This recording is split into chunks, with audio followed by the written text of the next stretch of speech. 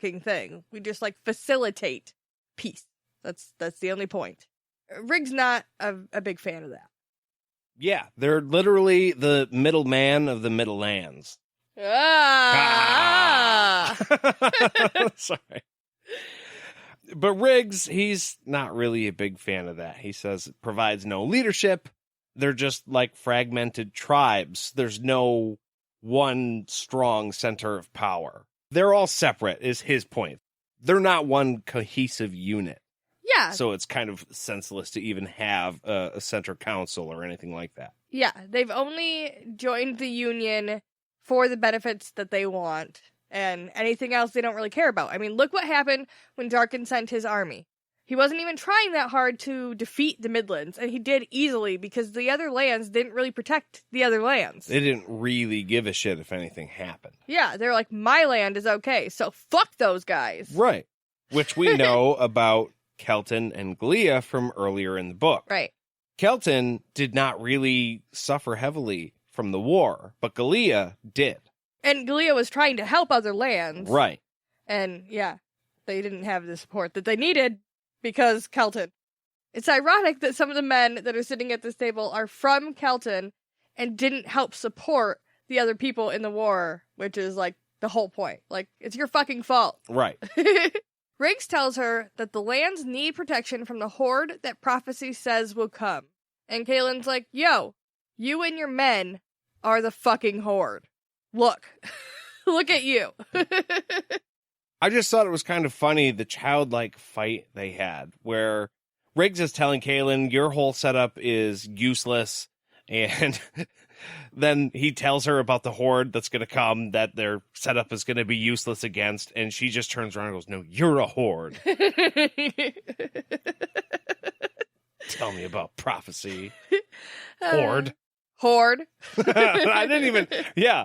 But that's all it was. She just says, well, no, you're obviously that. Yeah. And I just figured it was probably more bitchy than just the words made it sound. Oh, yeah. No, I would assume so. You know what I think probably lends to Riggs having such a childlike fight? What's that? He was drinking. Oh, yeah. I also wanted to mention that Jim Bond's voice this entire chapter is the best. I was constantly annoyed the entire chapter because of the slurred word. I understand we slur sometimes on this show, and no, so I get it, don't. And it's fair. It's all fair critique. But then I realized he's trying to sound drunk. But he's trying to sound drunk in the most properly speaking manner, and it was hilarious. And I enjoyed it. No, I did too. There's a note later in the chapter when he says something specific that I was like, I liked that. I just liked the way that Jim like performed it. It was good. But speaking about drinking, I was trying to get to our beer break. Oh, well, all right. So tonight I am drinking Leinenkugel's Berry Weiss. It is very good. It's like 4.5%, so it's not very strong. It's fruity. It's sweet. It's a good summer beer, or regrettably end of summer beer. But I like it. It came in that pack we got of the mix and match stuff. And Jade is actually drinking one of the beers we mixed it with, and it was fucking good. We just wanted to try them each individually. She's got the honey. Yeah, honey Weiss. And I like it, and it makes me feel like Pooh Bear a little bit, because I'm drinking honey. But it's good, and I think it was better when you mixed it with the berry, and they called it a honey bear.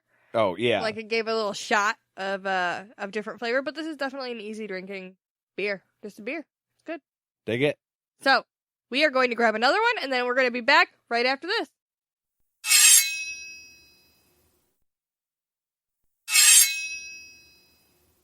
And we are back. So, Kahlan turns her attention to the wizard and tries to order him to Aidendrill to serve, or he would answer to her. So, Kahlan walks up on this army, which has been using a wizard to help them just decimate cities, goes to that wizard and says, "Shame on you. Go back to doing what you're supposed to be doing." and actually expected him to listen because she was the mother confessor and because she's literally above everybody else. But I was not surprised for him to be like, no, fuck you. Yeah, she went up to this man and she was just like, you're a bad boy. And we don't even know if he came from Aidendrill. Like, originally, he could have just been hanging out in any of these little nations that they got people from. Yeah. And so she's like, go there and take your punishment or you're going to answer to me. Like, no. But like, okay, it might be foolhardy, but the fucking balls on her, right? Oh, yeah. No.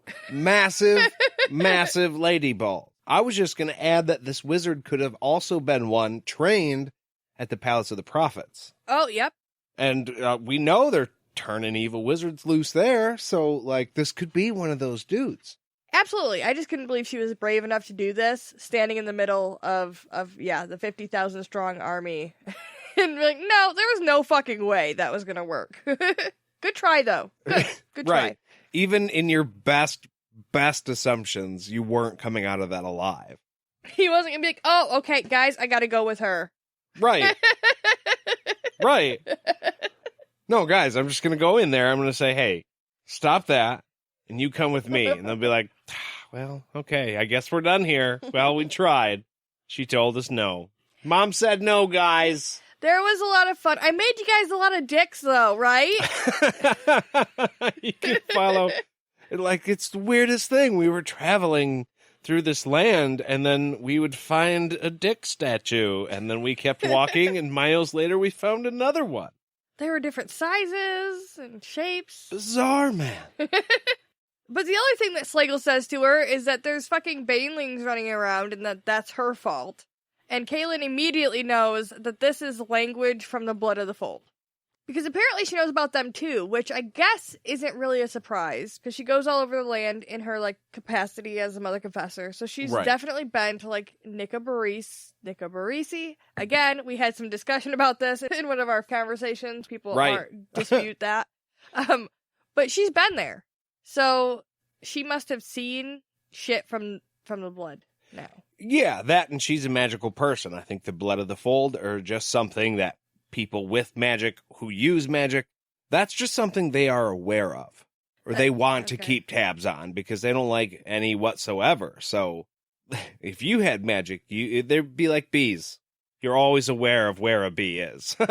You know, it would actually maybe be interesting to know, like, of her history with them. I imagine that the town probably treated her with respect, but the blood probably wouldn't have because they don't like those with magic. So that is a little bit of an interesting, like, you can write a fan fiction about that. Anyways, she knows, though, that it's fucking dumb to listen to them. Obviously, she's not a fan. And Riggs is like, hey, they have the same cause as us. We're all trying to stamp out the Keeper's minions, man. Free thought. Free yourself. Transcend the bullshit. Sorry. And Kahlan's like, hey, you know what? You can't bring war to my people. It's not cool. You need to stop this. Right now. Either you go home, or you go tell the council what is bothering you, okay? But we are not violent in this household. So Riggs tells her that they are going to fight to stop the killing as the good spirits told them to do. They will have war until they win peace. Kahlan asks who told them this, and he yells, it's self-evident, you stupid bitch. This is one of my favorite drunk-sounding Jim Bond moments in the chapter because of the pause between the words and the extra he puts on it. Absolutely. This is the part I was talking about. Like, I loved his performance of this line. And of all the misogynistic shit in the chapter that this character said, this made me laugh when I heard it. It was like, you stupid bitch. Ah! Instantly, you're like, oh, you're gonna die so bad? She's gonna fuck you up, dude. You know she does lightning shit? Yeah. So done. So Kahlan is done with that conversation, to say the least, and she turns over to the Celtish General Karsh and is like, hey, dude, why'd you slaughter the people of Evanicia? By the way, why did you shit all over that room? Yeah, that would be a solid question number one. What gives, man? Okay, you want the advantage, it's a war, it's all that stuff. Why the poop? Because, I mean, I think we've established at this point that the shitters... They're shitty people.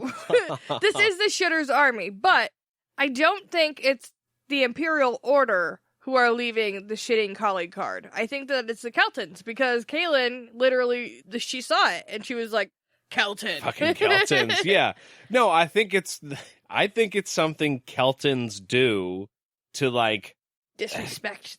Yeah, as much as they possibly can. We've beaten you in every single way. I have shit on your bed, so now... and your fireplace. Yeah, the dominant country or whatever. But I think they joined the Imperial Order, and that's just something that they contributed to the massacre. Like, yeah, you guys do that, and we're going to go shit in the bedrooms. We'll take care of the shitting. Yeah. And some of the Imperial Order guys were probably like, I'll shit with you. And, you know, if I were Kahlan, I'd probably be like, wasn't that, like, bad for you, though? Like, your shoes are real gross now. Yeah. And also, some of your guys are sick.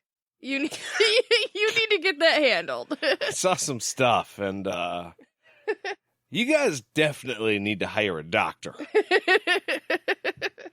Or, you know, die. Whichever. So Karsh says they had to make an example of what happens if you refuse to join. So everyone can look back and be like, oh, we don't want to be like Abenicia and have shit all over and death. So, okay. It costs them half their men, but it's totally fine. More people are taking their place every day, which, okay, that's not a very cool thing to say. You should maybe care about the death of some of your people, but... maybe. That means that their army was 100,000 strong, right? Yeah, well, I think that section of the army, it sounds like there's more elsewhere. Yeah. This is just one pack of this army. Yeah, it's just impressive numbers when apparently Kahlan had no, like, it just sprung out of nowhere, you know? Kahlan questions the method of being okay with losing so many men, and he tells her they had to. The Gleans had been raiding their towns and killing their people, which is, again, we heard that story before, but as far as we know, that's not the truth, right? So I think what was actually happening are probably people from these armies going into these cities before the entire army's presence was known and, like, taking shit they wanted. And then spreading the word that it was the other towns or something? Yeah, well, yeah. I mean, rumors travel fast. We know this. Something can travel across the country in a day. They hit, like, the runners we were talking about. So these towns say, oh my gosh, we were attacked by fucking Keltons. And yeah, it was probably Keltons. Maybe Keltons grabbing shit on the way to join the army, or maybe the army's already here and they were just kind of poking the bear to see what was going to happen. Okay, because as far as we know, the Gleans haven't been doing shit to Kelton. Kelton was the one that was like... That's the way it sounded, yeah. Yeah, and now all of a sudden Gleans are attacking everybody and being assholes, but they're destroyed, and Cirilla was trying to get help when this started. Well, we know Kelton has had raids happen to them, too. Right. So that's why it was the order. Okay. But they were lied to. Right. And this Keltish general is an asshole who's just talking out his face. Also right. So Kahlan asks them about Cirilla and Fyron, and she finally feels a little bit better knowing that Cirilla wasn't there, and the super gentlemanly Fyron that she likes a lot probably doesn't know about any of this. He was the dude that lobbied for peace in the first place, so he has nothing to do with any of the bad stuff, for sure. Yep, not possible. He's a great guy. Yeah. Kahlan tells Karsh he's a treasonous bastard, but she's going to let Fyron condemn him to death. But, you know, he's already going to be dead by that point, so it's not going to matter. She's, like, casually throwing out her own threats now, which is, this whole conversation is, like, super heated and strange. Still on the horse. Yes. Still at the table outside the tents, and still surrounded by 50,000 guys. Yes. And she's talking shit. I mean, like what you said earlier, the balls on this woman. For real, she's brave AF. If you can't look up to Kahlan, you can look up to no woman, because that would be terrifying. Yeah, and she's just calm as fuck. Just be like, she just did it. Once she set herself to do it, she just did it. Karsh tells her that they can't be free while she lives. They've been told by the good spirits that she is going to be treasonous, and it's a whole thing, and they're getting tired of talking, so Kahlan can come down off her horse and give the freedom